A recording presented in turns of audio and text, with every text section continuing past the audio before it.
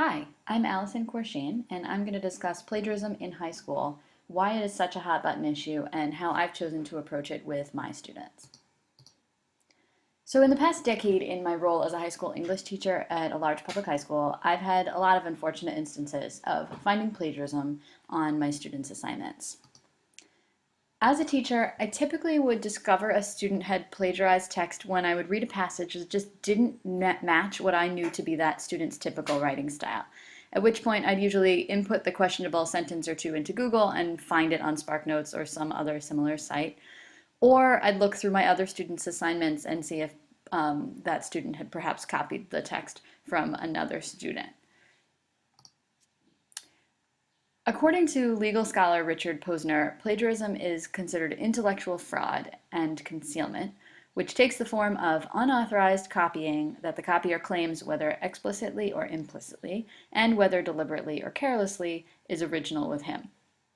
Professor Renee Hobbs' more straightforward definition is that plagiarism is using someone else's work without attribution.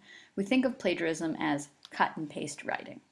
My teacher's instinct tells me that some of my high school students are plagiarizing work with the full knowledge that their unsighted copying and pasting is a form of cheating. They maybe are just hoping to get through their piles of homework with a little less effort, and they're willing to take the risk that they won't get caught. However, I do believe that many other students truly do not really understand what is or is not considered plagiarism, or they're just not sure how to correctly cite their sources. When I transferred to the role of the school librarian last year, I saw that my colleagues have been encountering similar problems with their students copying and pasting other writers' text into their assignments and pretending that the work was their own.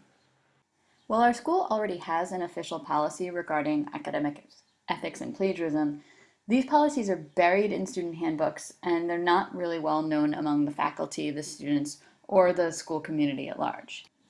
And there are some more complicating factors. Our students aren't the only ones who feel confused about the concept of plagiarism. A lot of my teacher colleagues know that plagiarism is wrong, but they don't feel confident about their own understanding of the details of what is or is not considered plagiarism, so they don't proactively teach their students about it because they don't feel comfortable teaching it themselves. In addition, different academic departments have different unspoken rules for what is or is not considered plagiarism.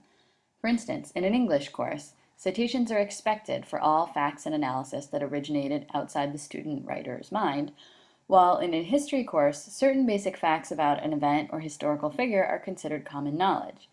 The inconsistency of citation expectations is confusing for graduate students, let alone high school students. Also, the rules of citation in academic discourse are passed down from universities. Most of our students' parents, in my particular school, are not experienced with this kind of writing themselves and are not able to guide their children at home. They often believe that their kids have done nothing wrong if they've plagiarized, which exacerbates a communication barrier between home and school. So, my goal for this summer's course in digital literacy was to research and educate my own self on the meaning of plagiarism and to use the resources I found to educate my colleagues, students, and their families. I decided that the best way to disseminate the information that I learned was to create and share a series of plagiarism education web pages for my high school library's website. It's my hope that because this information will be coming from the library, it'll be viewed by the students, faculty, and community members as a neutral or at least less biased source. Here you can see the homepage of the website that I created to share with my students and faculty members this fall. I've included our school's mission statement, core values, our official policy on academic ethics and plagiarism down here.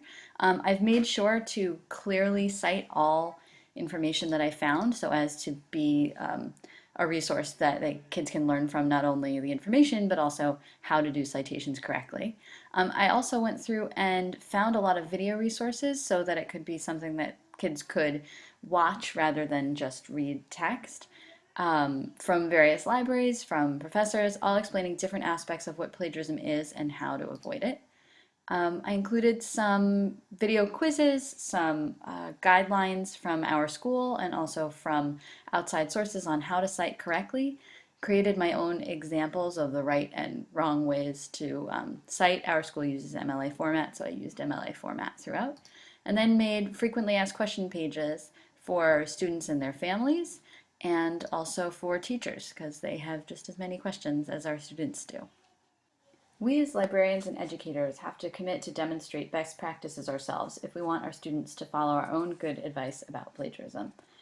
Feel free to use the website that I created yourself or share it with your own students or community members if you think it will be helpful to you.